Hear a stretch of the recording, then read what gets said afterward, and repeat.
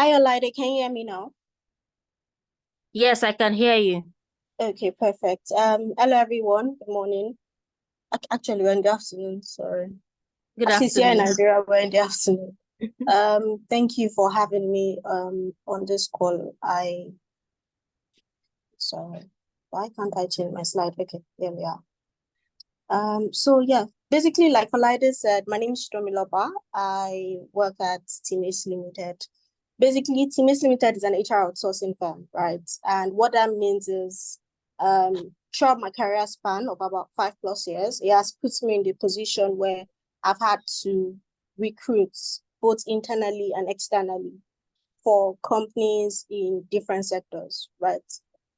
So to an extent, I would say I have a fair knowledge of, what a lot of companies mostly look out for when, hiring, right? And that's, what I want to share with you on this call today, right? So once again, thank you for having me. Definitely appreciate the invites. So for us to commence, what would we be speaking about today?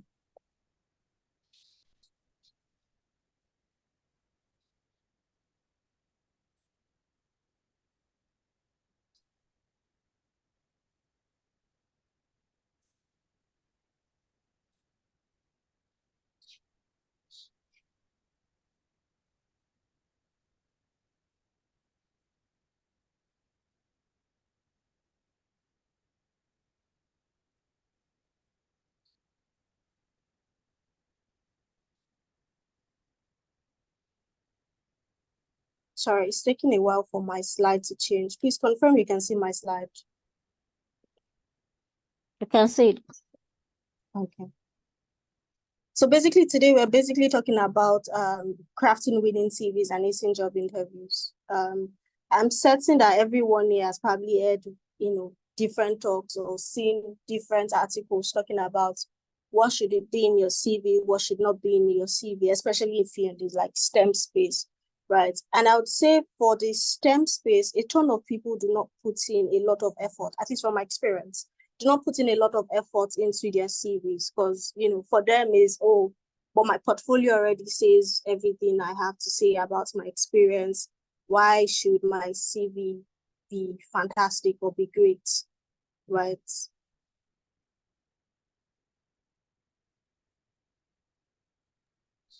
Yeah.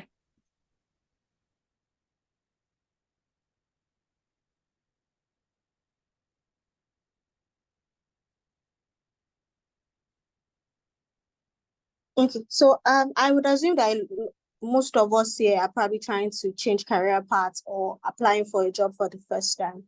And, for a CV, basically what your CV is, your curriculum vital, is basically a one snapshot of your entire experience, right? Who are you? What does your CV say? How do you get to market yourself with a piece of paper, right? Even if it's a soft copy, right? What does it say about your experience? That is basically the paper that gets you in the door, right? Obviously, before you can market yourself or sell yourself, something has to spark the interest of the recruiters, right? Or of the hiring managers, depending, right? So your CV is meant to achieve that, right? And that's why it's very important that there are certain things that can be on your CV and there are certain things that can't be on it, right? Um, okay, so basically, why is your CV? What's the importance of having a strong CV? I think in this day and age, right, everywhere you look, especially on social media, you have people at saying, oh, we can help you to write your CV as low as, at least here in Nigeria, for as low as 5,000 naira, especially for entry-level roles, right? But so the service is obviously everywhere. So even if you don't want to write it yourself, there are people you can outsource to, right? However, as much as you're outsourcing to them, you need to ensure that you know what they're getting, giving back to you. If you don't know what's supposed to be there, whatever you get back, you take, right? And basically why you have to put in a lot of effort into your CV is one, like I said earlier, your CV allows you to highlight all your relevant, experience. Why should you even be having this conversation with the talent acquisition officer or with the hiring manager, right? what does your CV have to do with the role that the hiring manager, the role they are recruiting for? How does your skills, your strengths, your experience, everything about you, for instance, Tomiloba, what does my experience in life have to do with the job in question? Why should I be speaking to these people? That's what my CV is supposed to do for me, right? And for your CV, again, it's very easy. Ensure that it's very easy on the eyes, right? From one look, I need to be able to say, okay, this thing looks well put together. Let me actually check what this person has to say. Or why is the CV so scattered? Recruiters are basically going through thousands of CVs per role, right? As much as right now we're in the job markets, right, where talents are the one who hold the power, right? There's still a ton of people applying for roles. If I put out a JD, right, especially for a well-detailed job with a good remuneration, I'm going to get not less than thousands, at least 1,000, 2,000 profiles, at least till that application is closed, right? And if I get that, is either I'm using an ATS, right? Which is, ATS basically means an applicant tracking system, right? Is either I'm using an ATS to filter through, or if I'm filtering through myself, I'm not going to spend a lot of time on it. So on the first look, right, does your CV look easy on the eyes, right? Would it look good enough for me to say, let me actually read what this person has to say or what this person is writing here, right? It's also very important that your CV has to be, okay, to be fair, nobody's perfect, right? But at the same time, your CV has to be mistake-free. No errors, no language errors, your what's it called, punctuation marks have to be on point. Because again, it might look like very little things. And to be fair, at the first application or your first interview process, those things might not really count. But at the point where you're being interviewed, right? Because that's the point where more, attention is put on your CV. These are things that will count against you. Again, they might not seem like major, what's it called now? They might not seem like major issues, right? But when you're competing, because again, it's a competition, when you're competing alongside, hundreds of other people, these are the tiny things that makes a difference between yourself and the next person, right?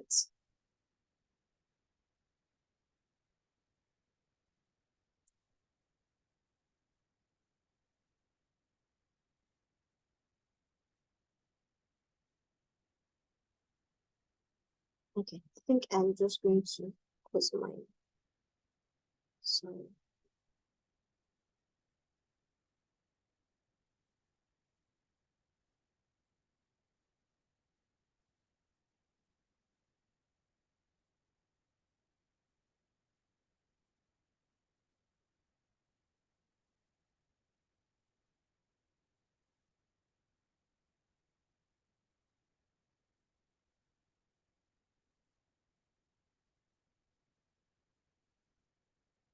Okay, she's confirmed you can still see my screen. I think sharing it with the slideshow Can see it. disangling a bit. Okay, fantastic. So yes, like I've said earlier, why a well-crafted CV is vital for your professional success. It's your first impression. It gets your leg in the door.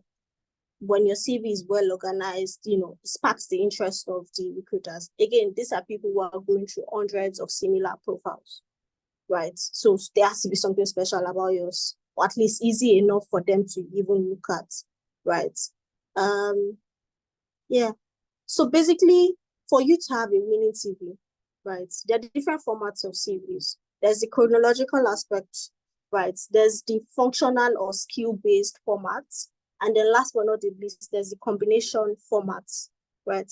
Some other people will tell you there's also the fourth one, which is called the academic formats, right? But personally, I would infuse that into the combination formats. So for your chronological formats, this is what a lot of recruiters are used to. And what does that mean? It just means that if I look at your CV, it shows me what you've done from, let's say, 2020 up until the year 2024, up until the year 2024, right?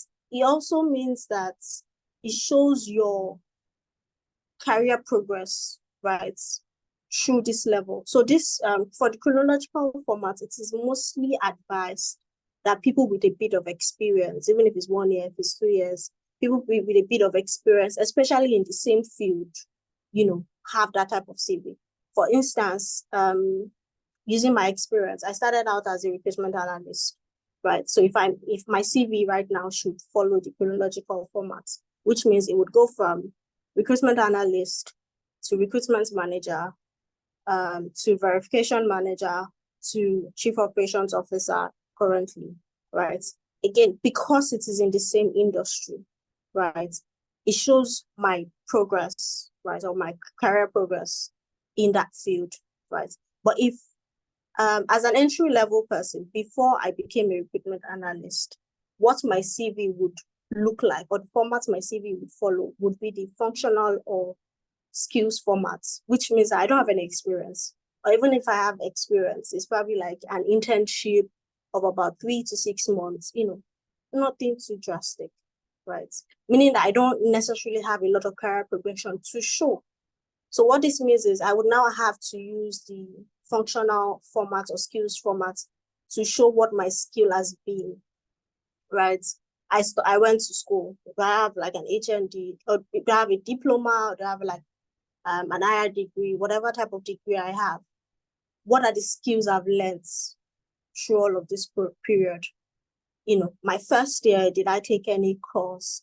Did I participate in any projects? Did I help out like a professor, or did I help out like, people with a doctorate degree? Just something interesting, right? That shows that this is what the skills I've acquired throughout my adult life for me to be the right fit for this particular position, right? And then obviously the last one is now the combination one, right? Which is basically combining both the chronological aspect and the skills aspect. And that's perfect for people who are trying to switch career paths, right? Yes, you have a lot of experience, but your experience is not in the industry you're looking to apply to, right? Which might make it, quite useless, for lack of a better word, right? So again, first things first is you need to be certain of the format or where you fall into, right? Or be honest with yourself. What is your experience like? Find out where you fall into and then choose the formats that best suits you.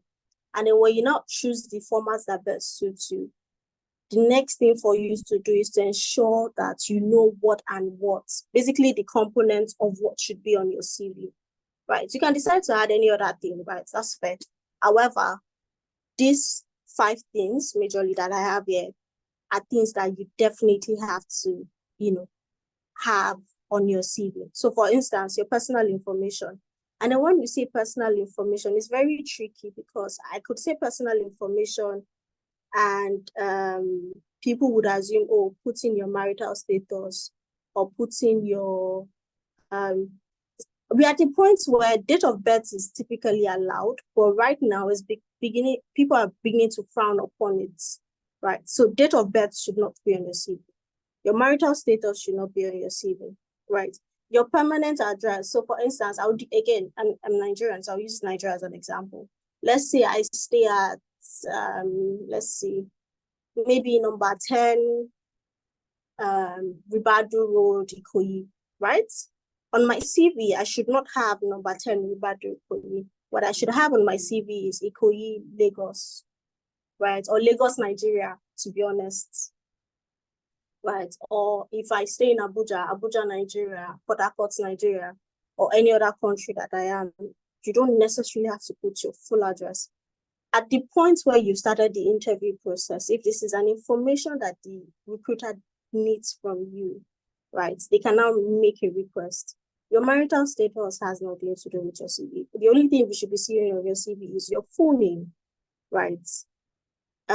What country or what state and country that you're in, right, should be on your CV. Professional work experience. If you've worked at any points during your career, if it's, let's say, an internship while you were in school, if you're juggling, roles while you were in school and then school, state it on your CV, right? So you worked as, let's say, as a data analyst or, data analyst officer while you were in school and used to go data collation officer, right? And you used to do that maybe for 4 hours per day in the night, something. Put it on your CV. I worked at Timace, data collation officer. In brackets, put the internship, put the duration, right? And state there that, oh, this was a remote role or this was an hybrid role. Basically, do not leave questions unanswered on your CV. I don't want to see a CV and start questioning, oh, how come this person has this experience, but they were doing this simultaneously? How does it work? Right? Let me look at your CV and your CV be able to answer whatever question that comes up based on the progression you put there, right? And then obviously your education. So education is very tricky because in my experience, I've seen things where people will put in their primary school, the primary school they attended. If they graduated as the best graduating school, students rather, in their primary school, it will be stated there. If they graduated as the best graduating students in their high school, it would also be put there, right? To be honest, a lot of this information is not necessary, only if it has a direct impact to the role you're applying for, right? So let's say, for instance, your again, let's use data collation, right? And let's say you had like best students in mathematics or best students in further maths, something relating to your role. Then maybe add it, right? Especially for an entry level role, right? You can add that. But if you're an experienced person and you want to create your CV, the only thing that should be on your CV as certifications and academic accolades that you what's it called, that you gathered as an adult, so up from your higher degree, so you know, HNDs, diplomas, masters, PhD, things like that. But for an entry level person, yes, you can definitely still add information from your high school, right? So the fourth on the list,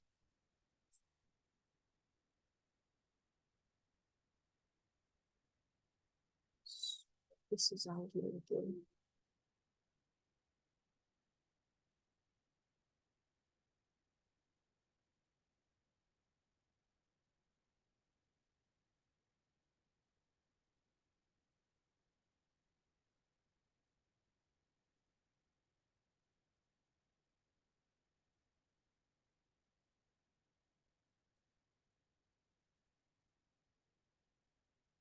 Okay, yeah. The first on the list definitely would be qualifications and your skills. I think I've addressed this as well. Awards and honors, I've also addressed it. But if you're creating your CV and you have these 5 things already listed on your CV, then definitely you should be good to go, right? Any other thing can come in, right?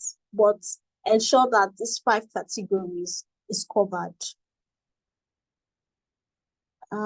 Yeah, so now let's go to the actual winning topic, which is, so we've been talking about CVs and everything and creating CVs, but you can have one CV, it's not possible, right?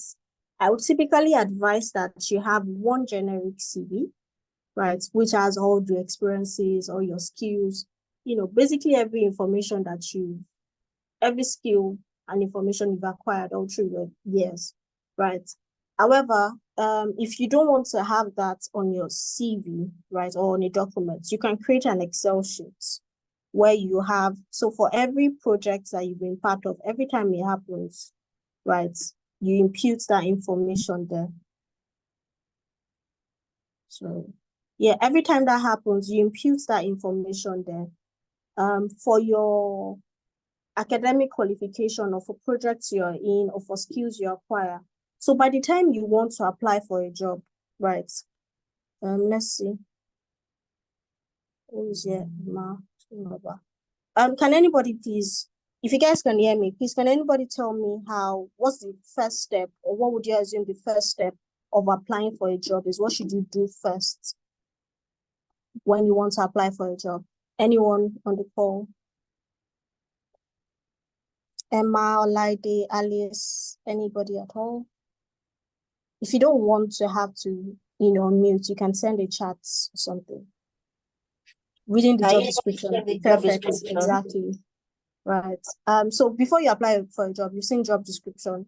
If you see the job description, you don't typically just, oh, I've seen a job, I really need to apply, I'm just going to apply and move on. That's not how it works. The first step you have to do is go and research the company, right? Research, when you do your research about the company, it gives you more insights into whatever you're putting on your CV, right? When you read and understand, typically analyze the job description, right? It also gives you better insight into the information that should be on your CV. So I mentioned earlier that, there's something called an ATS, basically an applicant tracking system. And what an ATS does is it filters through the thousands of applications I mentioned that recruiters would typically get, right? And only sends to the recruiter the ones that have met, that are most in line with the job description that has been put out, right? So for instance, if you see a job description for a data analyst and on your job description,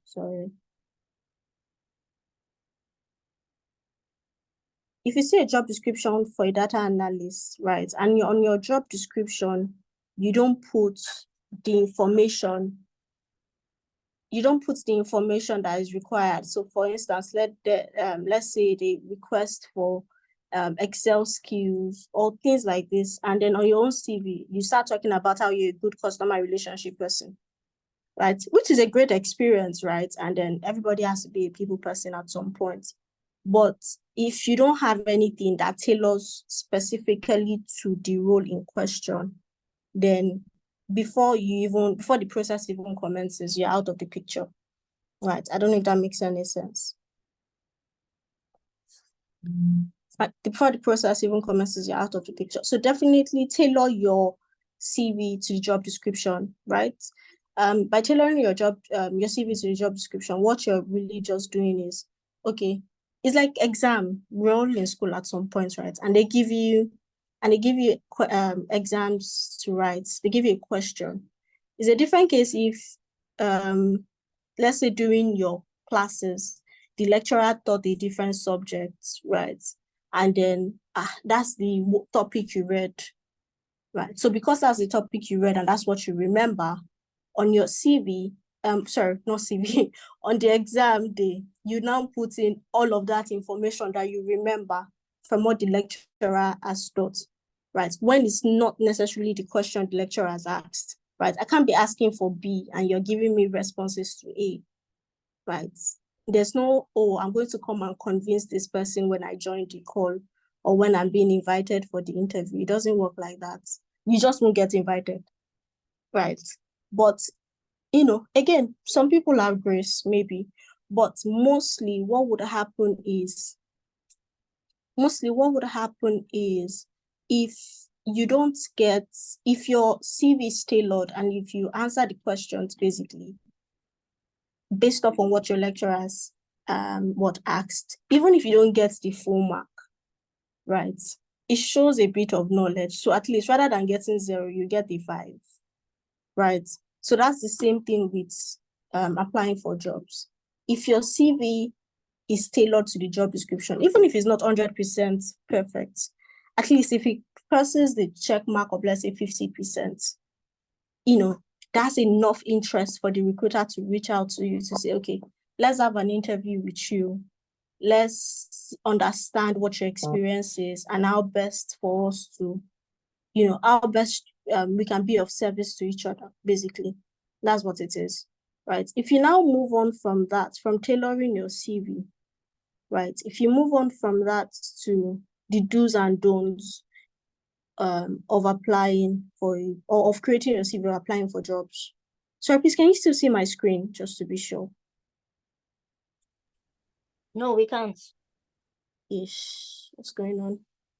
Okay, sorry, please give me a minute. Let me try and fix that. Okay.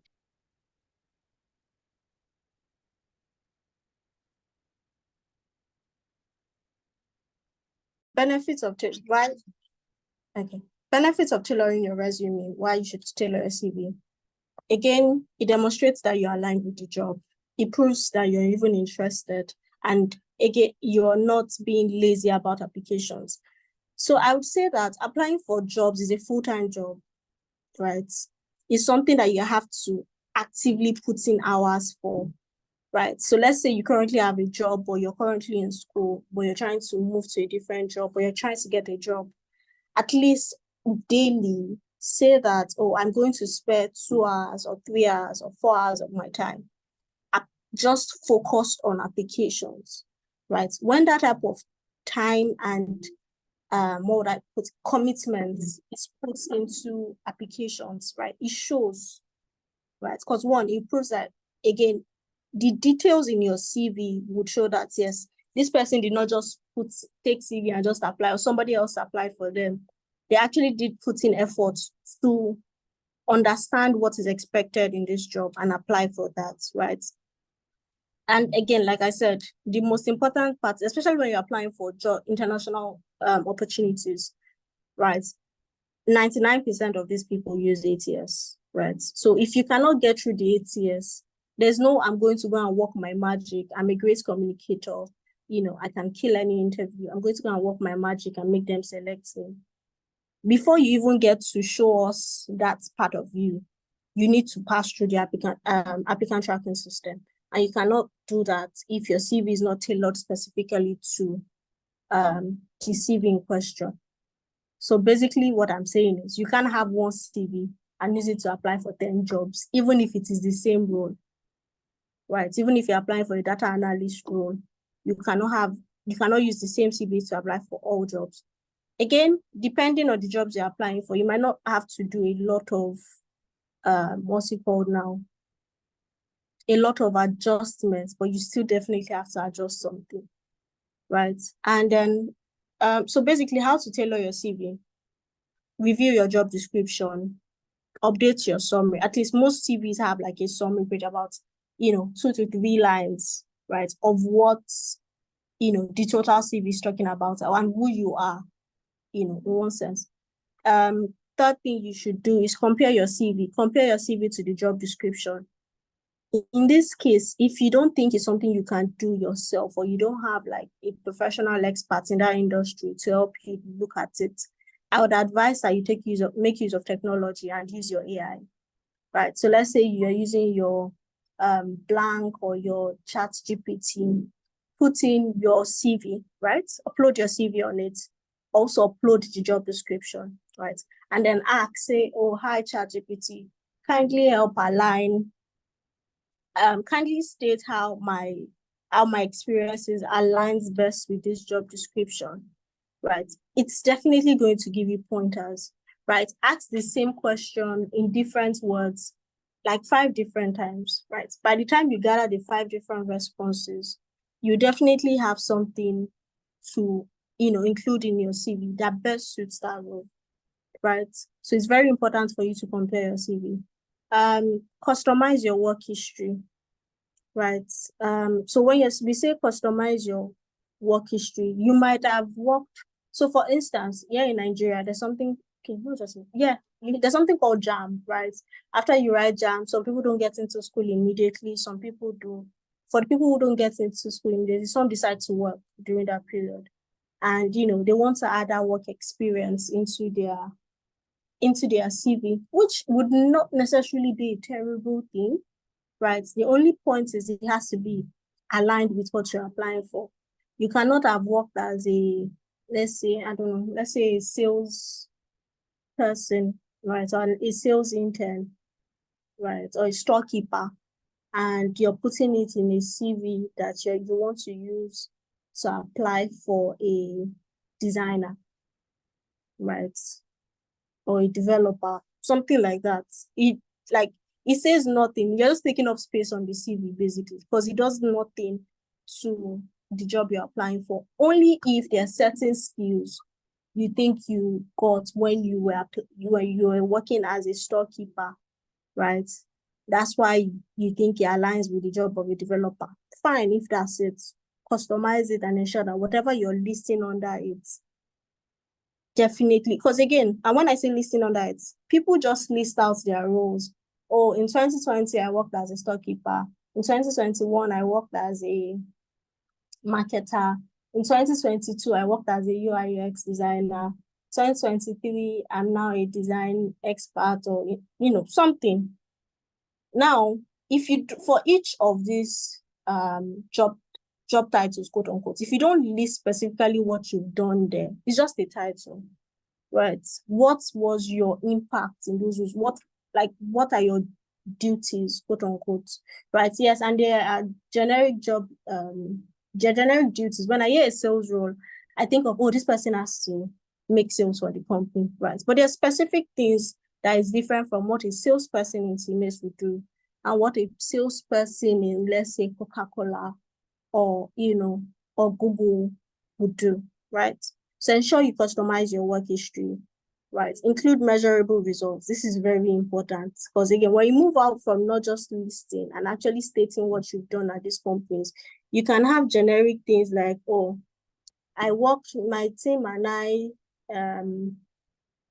were able to meet targets for a salesperson. My team and I were able to meet our annual targets, which is great, but I don't know what your own impact on that team is, right?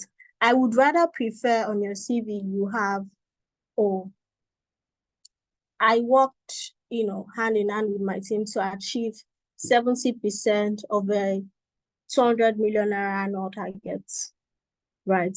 Contributing 30% of that quota. Again, those are measurable results. If as a recruiter, I see that from your CV, I can already tell that, oh, this is what this person was able to achieve, not taking the, what would I call it now? Taking the shine of their teammates or of their partners, right? Then obviously update your skills section. We get new skills every day. The skills you had last year, definitely, I'm sure it's not what you've had this year. It might not even be something you've paid attention to, but there's something new you've learned, right? Intentionally or unintentionally, you've learned something new. So the best thing, like I said, is if you can have a sheet that just helps you journal every step of the way, right? For things you pay attention to and things you don't pay attention to, right? Tips for writing your CV or structuring your CV, right, is, again, your CV is basically a 20-second interview. What every interviewer or every recruiter is looking for in your CV. One, this person has the skills I require. This person has experience of using those skills. The person understands my requirements. This person has provided benefits to previous clients using those skills. And like I said earlier, you don't necessarily have to meet this 100%, right? But you need to ensure that you at least have more than average of it. So we'll start with the last one. This person has provided benefits to previous clients using those skills. If it's an internship role, you've probably not done this before, right? Which makes sense. But we'll now move to the next one. This person understands my requirements. I can't employ if you don't even understand I can't ask you to come in for an interview if you don't even understand what my requirements are. And how can I tell? And when I say how can I as a recruiter tell that, what's it called? How can I as a recruiter tell that you understand my requirements? This is from your CV. If your CV is aligned to the JD I put out, I'll know that, okay, this person understands what I'm asking for, right? And not when I'm seeing a sales CV for a designer role, right? It just does not work, right? And then, okay, so for instance, if an intern understands that, there's no reason I would not schedule you for an interview if that's what I'm looking at. If this person has experience of using the skills I require, which would be great. It doesn't necessarily have to be for a client, but you can showcase this by, maybe probably projects you've worked on, help that you've provided to your mentors, or just, tasks that you've been able to achieve before now, right? Again, you're competing with thousands of people. The best thing that can happen is that you have all the information, right? Or you have like tiny things that the next person does not have. right? And I know we spent about 20 minutes just talking about CV, right? But when you send out a CV for an application, right, we don't spend up to 2 minutes looking at your CV. That's it. Like nobody, recruiters don't spend, because again, you're looking through hundreds of CVs. We're not going to spend, a lot of time reading word by word what is on the CV. No, is a glance. Like I said at the beginning, I want to look at your CV at a glance. If it's easy on the eyes, it means that I'm going to look at it for more information. If it's not easy on the eyes, I'm probably just going to abandon it, to be honest, right? Because again, there's no experience that you might have acquired that somebody else does not have, right?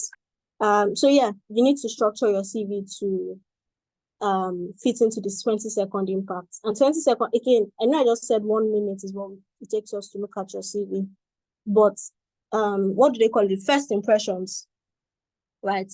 In 20 seconds, I want to look at your CV, right, and understand that, okay, this person's CV looks good enough for me to try and get more information from them, right? So like I said, it is unlikely that the reader of your CV will look at the second page in the first 20 seconds, right? So you need to satisfy their curiosity in the first page. So how do you satisfy their curiosity? You ensure that all of the most important information, right, about yourself or your experiences on the first page of your CV, right? So your summary page, your skills, your academic information, all of that is on the first page of your CV. If the first page of your CV sparks interest, now the recruiter or the hiring manager now putting effort to now check, oh, what else does this person have on their CV? But that first impression, 20-second rule, definitely is a thumb rule, so you definitely have to follow it. Do's and don'ts of CVs, right? Like I keep it to 2 pages. Tailor your CV to the job, which is the most important. Like, if you even fail every other thing I write here, please always ensure that you tailor your CV to the job. And what this means is it's going to save you a lot of time rather than, let's say, spending 6 months, 8 months on applying for a job. It's going to reduce it drastically to like 2 months, right? Because again, your CV, it is a lot of work. I'm not going to lie. It's a lot of hard work. It's frustrating, but that is the type of effort that has to be put in for you to get what you want, right? I'm sure we've all heard of white lies. When you're not necessarily lying, but you're also not necessarily telling the truth, or you're withholding information, right? And you're like, everybody, even when you check social media, and everybody says it, so everybody lies to get a job. It's not a big deal. It's not this, it's not that, right?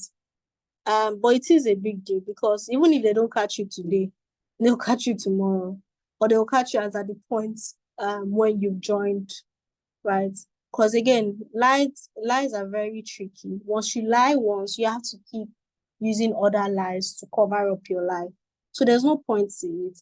And I'm very certain that it's not that one lie that you're going to tell that is going to make you get the job. It doesn't work like that, right? Because you're not getting a job based upon one information, right? There are a lot of things that comes together to make you the selected candidate, quote unquote, right? Don't add negative information to your CVs. Failed exams, there's no need to put it on your CV. If it's something you're trying to redo, just put in view. I've seen situations where people will write, oh, I wrote my ICANN, but I failed. It's really just not important. The only reason I should be knowing about your failed exam is during the interview process. And when you're trying to sell it to me as, oh, I'm a go-getter, and even if something doesn't go my way the first time, I will try again. That's the only reason, right? Correct. We've talked about CV formats.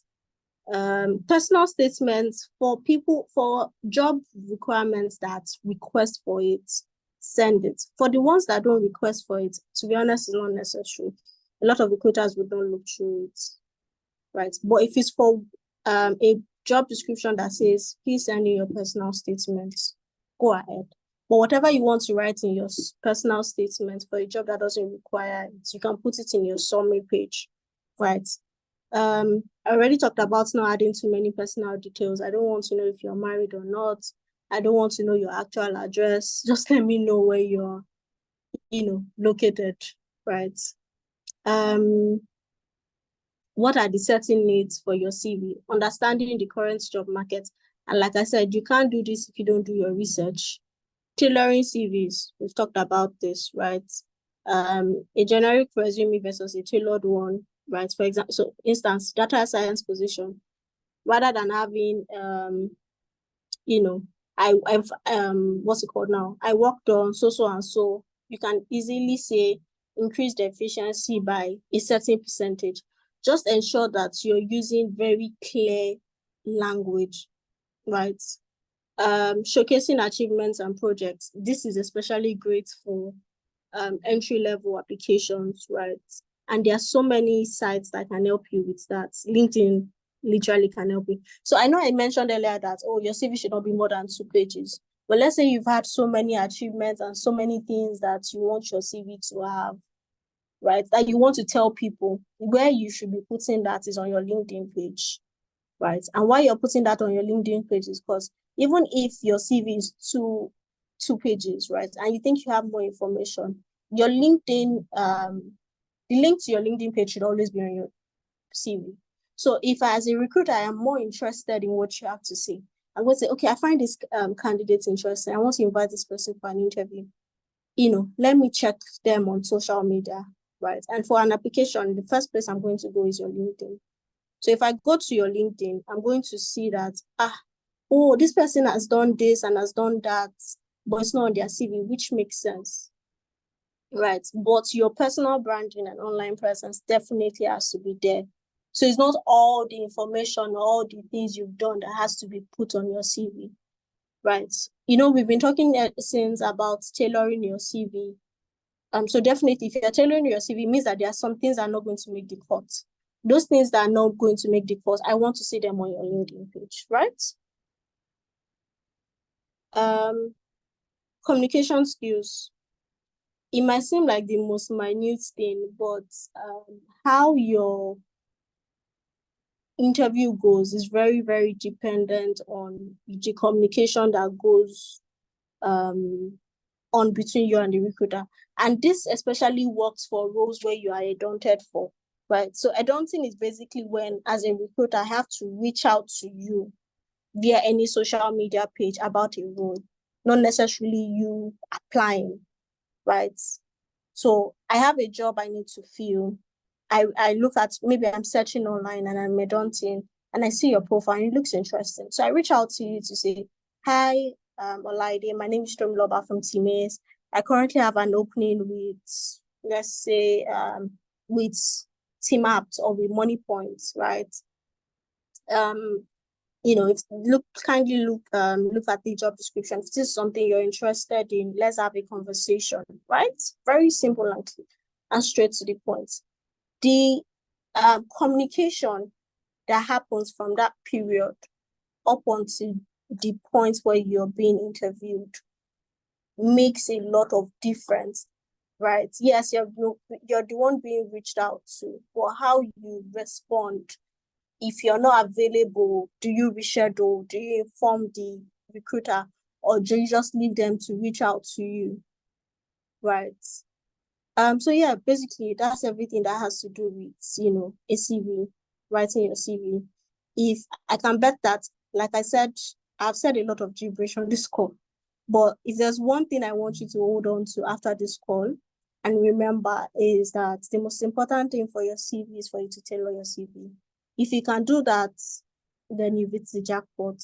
If you can't do that, then it might probably take a lot, a greater luck for you to get things sorted. But yeah, I don't know. Does anybody have any questions as regards CVs? Anything I mentioned that wasn't clear before we talk about job interviews?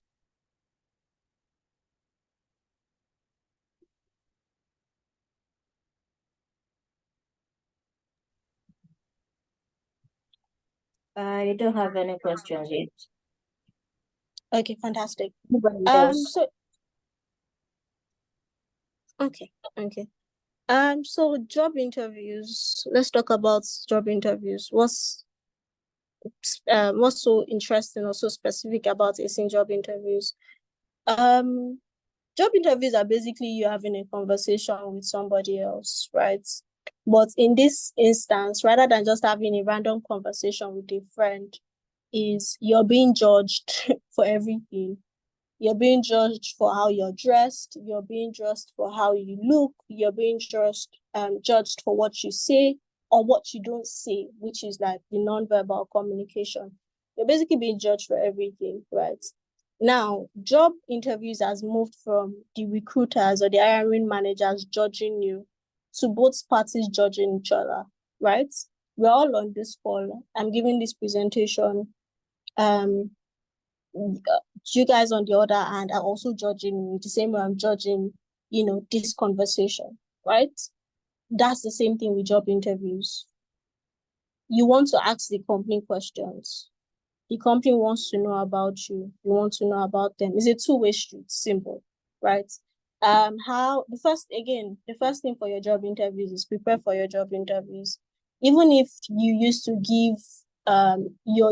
going on panels or you used to give like presentations in school, which is great, right? But if you are going in for a job interview, as far as you've agreed, right, to have that interview, it is a must for you to prepare for job interviews. I mentioned that with CVs, the number one rule is tailor your CVs to the job description. With interviews, the number one rule is prepare for your job interview. If you can prepare for your job interview, every other thing will fall in place, right? How do you prepare for your job interview? I see this happen so much, and I would say that as a recruiter is one of my most frustrating experience, right? If I invite you for an interview, and then we're having a conversation, and I ask you a question relating to the company, and you don't know anything at all, not one single information, it is quite stressful because it doesn't show interest. Like, why are we even having this conversation? Because I've definitely informed you of the company we're talking about here, right? So why did you not take the effort of the time? If this means anything to you, to even know what you're getting yourself into, right? It shows that at least you respect your own time, self. You get like, oh, I'm not going to waste my time. It's because this company, I have an interest in this company. You cannot go in for an interview and they're asking you what's the name of the company and you don't even know. And as silly as this might sound, I've seen it happen a lot of times. People cannot tell, I'm not even sure. I just know that I applied, especially when you've been applying for a lot of jobs, right? And you just get, an interview. And they tell you, I'm not certain which one is this. So I just know that I've applied for, for this job, right? So definitely research for the company, practice common interview questions, right? And yes, you might be like, how will I know what questions they will ask me? To be honest, you might not know all the questions they will ask you, but if you prepare properly, at least a good percentage of the questions you're being asked, you would know, right? And the best way to practice is to practice with your peers. However, adulthood is, it's a lot. Maybe your peers do not have time. Maybe they're busy with their own jobs and they can't make out time. Technology has made it so easy that you can now practice with technology, right? So you can use websites like Muse, you can use websites like Indeed, Glassdoor, all of these websites offer, possible interview questions for the industry you're applying for and the job role, right? So again, job role and industry are two different things. I might be applying for a data science or a data analyst role, but in what industry am I applying for that role? Am I applying for a data analyst role in the hospitality industry, or am I applying for a data analyst role in the fintech space, right? These two industries have distinct, what's it called, expectations for the job roles. So definitely the type of questions they would probably be asking you would be different. Mock interviews, like I said, mock interviews is sitting down with your peers. If your mentors have time, sit down, they can make up time with them, have like a 30 minutes conversation where they ask you questions and just rate you on your responses, right? And they're able to point out even things that you didn't notice you were doing, right? Again, if you prepare properly, you'll be more confident during your interview. That's just it, right? And then obviously showcase your skills. Showcasing your skills is, if you're a designer, do you already have your link? Is there something that you think would put you above other applicants? We'll put you above other applicants, right? That you want to have at hand just in case, right? It's very important. Again, you might not need it, but it's just important for you to be prepared, right? And so I think one thing I would also advise is when you're having interviews, it's very important for you to ask the recruiter when you've been scheduled for an interview to confirm what type of interview you're having, right? Are you having is it a cultural fit interview you're having? Is it a technical interview you're having? Is it a behavioral, interview you're having, right? If you know what type of interview you're having, it would help you prepare better. Sometimes, you might be having all three types of interview at one go because there is an urgent role for them. But sometimes that's where you see that you're having 3 stages of interview, 4 stages of interview, 2 stages of interview, because each interview is supposed to focus on something in particular, right? Cultural fit interview, the company just wants to know how well this person will fit into the team that we're hiring this person for, right? How well this person would fit into the company. Can we send this person to represent this company? When people see this person, right, does this person fit into the persona of a staff that works at Piggy Vest? Or does this person fit into the persona of a staff that works at Team Ace, right? That's basically what cultural fit interviews are. And basically, you just have to be able to answer questions, tailoring it to values, the company's mission. At this stage, let me say that you should have stalked the LinkedIn pages or social media pages of employees that work at the company, right? Including the company's website, right? So you can see, is this a company that is always going out for events? Is that what they're interested in? Or is this is it a company where everybody on the team is always posting articles like PwC or CAPE, the big 4 companies, right? One thing for them is they're extremely professional, right? They try to be thought leaders in their industry, right? Again, you cannot know all of this if you don't do your research, right? Behavioral interviews simply are, how would you react in a certain situation, right? They want to know that if you're faced with a situation, you would not, what's it called? What word?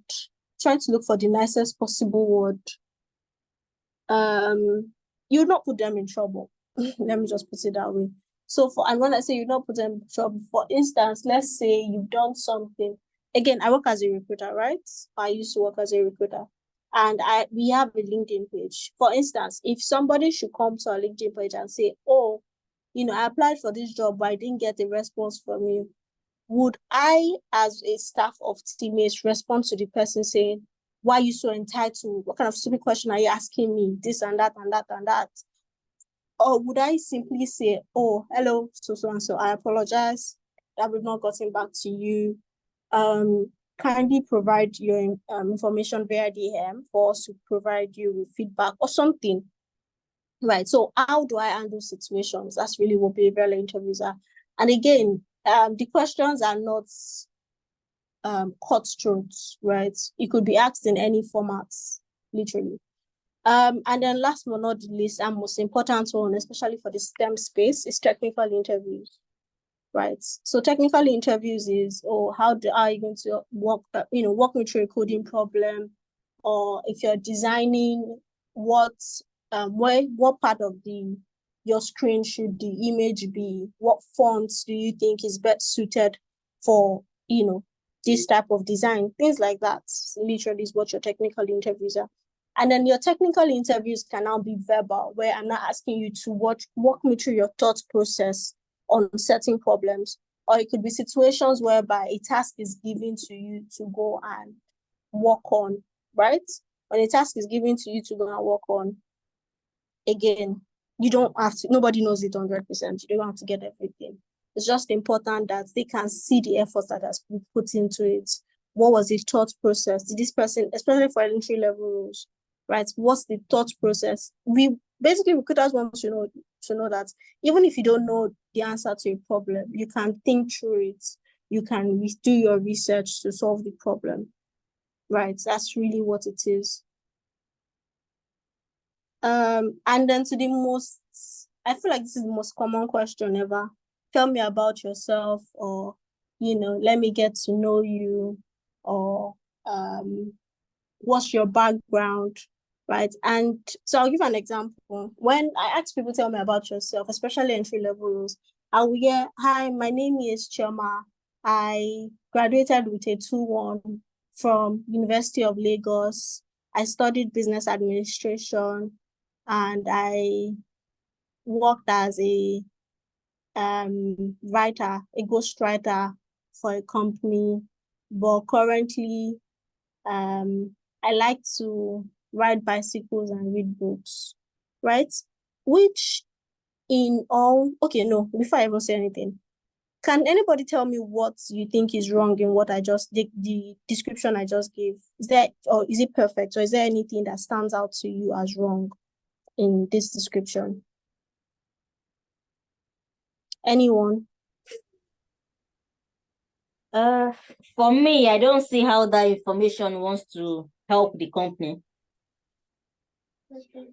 Like, I don't see what you've told me, what it has to do with the job, how that wants to help you work or do the job properly. Okay, fantastic. That's a very good way to look at it, right? If I ask you, tell me about yourself, I need you to tell me things that will spark my interest, right? Okay, you're applying for a design role. My name is Chioma. I studied at so and so school. I started my journey. If you don't see, I started my journey. My hobbies are art related, drawing. I, competed in so and so projects, came in second or came in third. From that, I was able to, start drawing art covers, right, for the school magazine, right? Again, you don't have any experience, so you don't have any experience to give me, but you have to put it in line with the job. So I was able to, draw art covers for the school magazine, and that really sparked my interest in becoming a full-time designer. Because of that interest, I've been able to take courses in A, B, and C, something like that. Now, what you've done in this regard is, yes, you've told me who you are, what your name is, what school you're at, your academic level, your interest, right?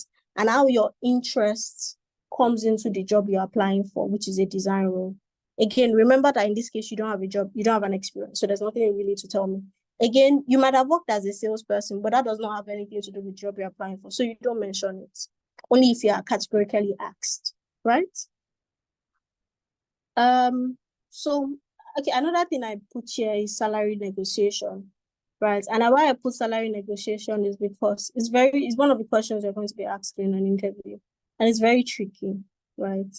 But it is a lot better for you to have prepared beforehand than for you to be, caught off guard, right? If they ask you, oh, what's your salary expectation?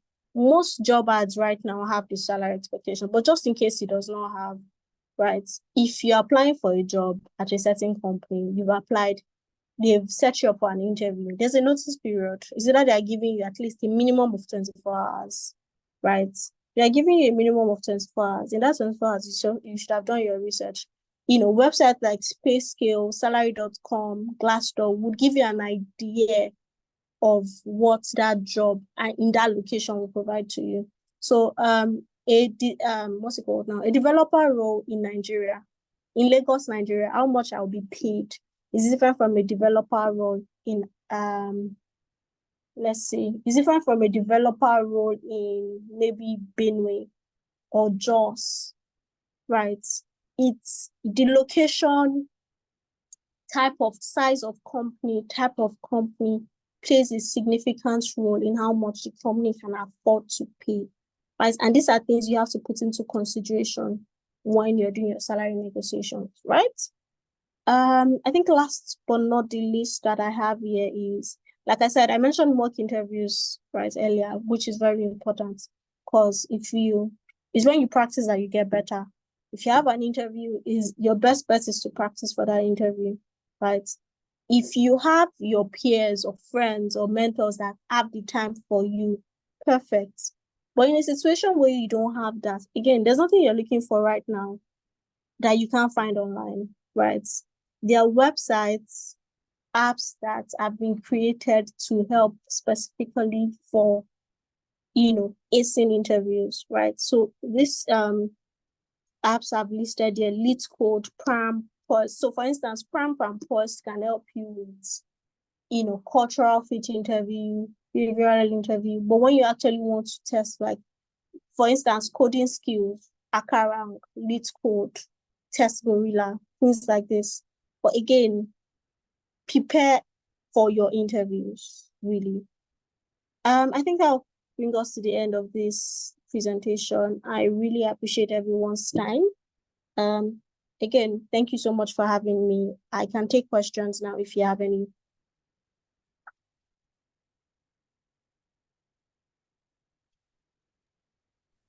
Thank you so much, Tomiloba. I have a question.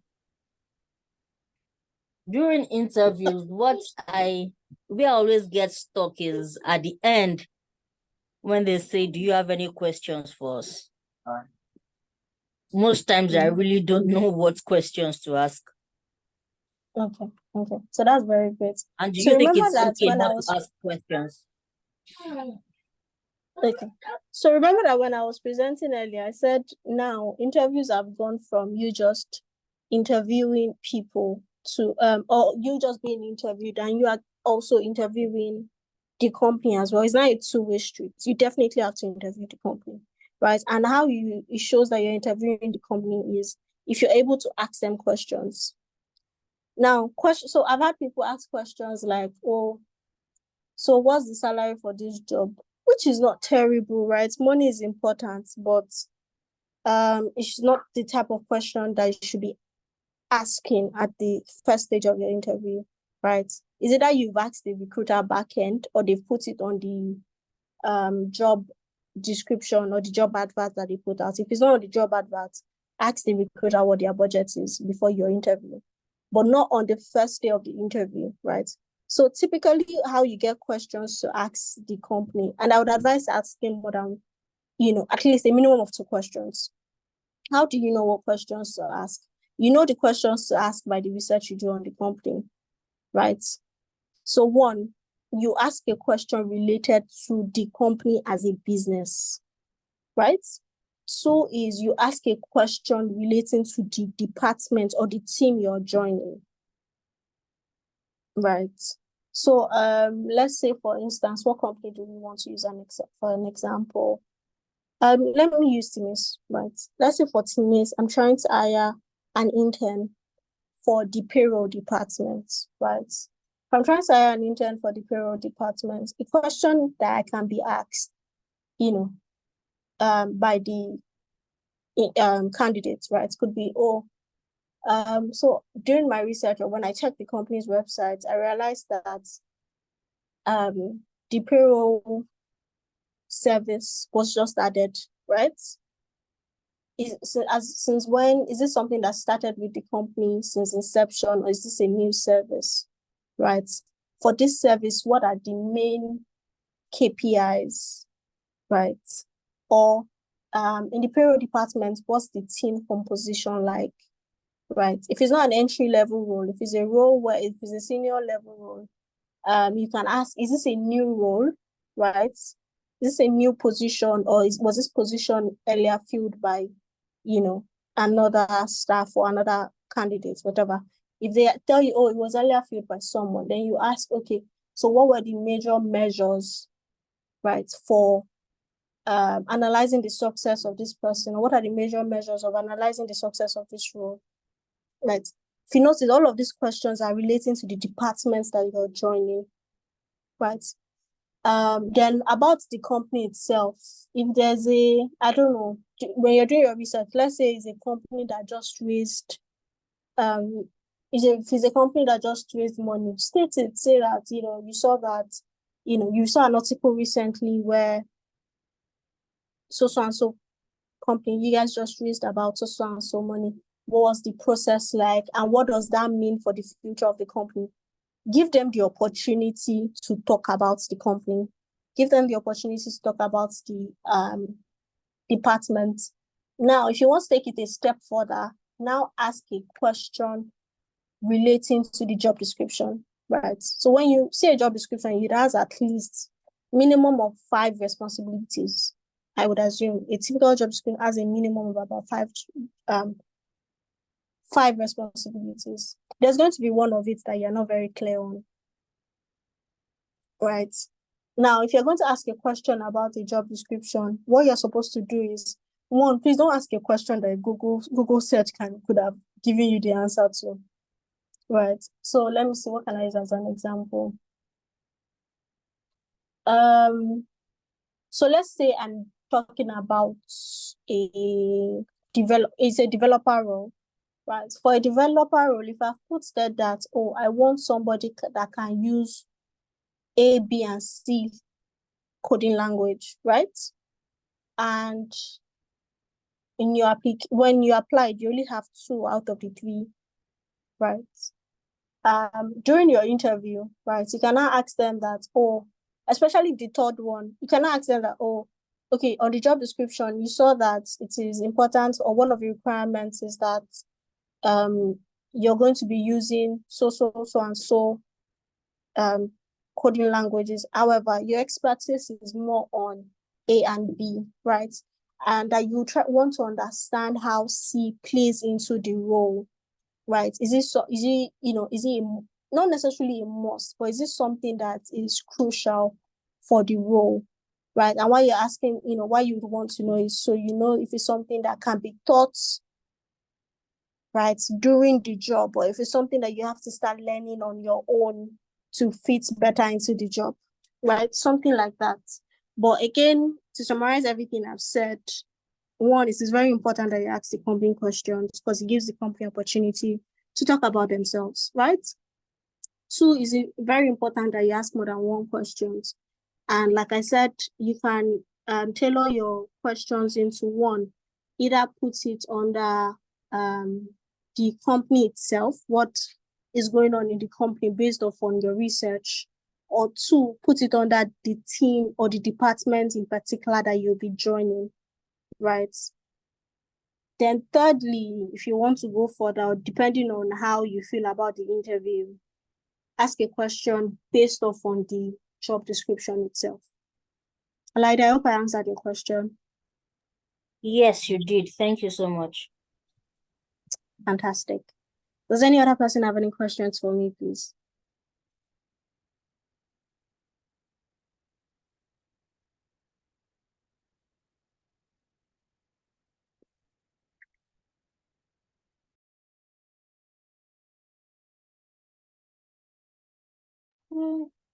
I don't think we have anyone. Let Hello? me just ask on CV writing. When you said, for example, if you did a sales job, but this job is not for a sales role, but maybe because of that sales job, you are able to acquire communication skills, you are able to interact with people from diverse backgrounds. Maybe you are applying for a community support job. Do you need to leave it out, or can you include it? Okay, thank you very much for your question. So if the job you're applying for aligns with an experience you've acquired before, right? In this case, a sales role and the community manager role, right? The core of both jobs is people, right? The core of both jobs is people, right? And if you can show in your previous experience as a salesperson that you had, or you were able to get great communication skills, you were able to escalate situations, you were able to meet targets, it definitely aligns with your job as a community manager, right? Meaning that you've had to interact.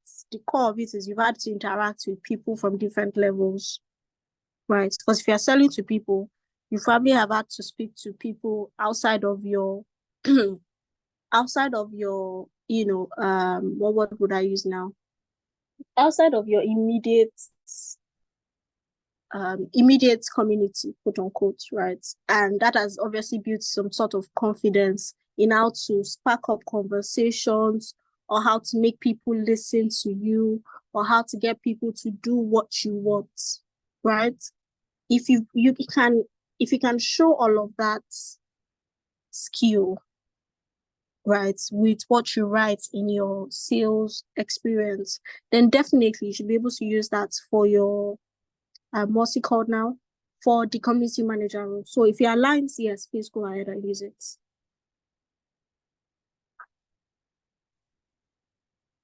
Okay, thank you. Okay, thank you very much.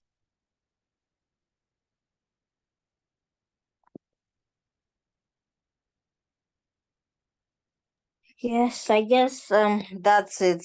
Thank you so much, Tomiloba. This was Fantastic. Thank you very much for having me, Olaide. It was great speaking to yourself and every other person on this call. If there are any other questions at any points, please feel free to reach out to me. all right. Well, thank you so much. Enjoy the rest of your weekend. You too. And Bye. thank you everybody for joining. Bye.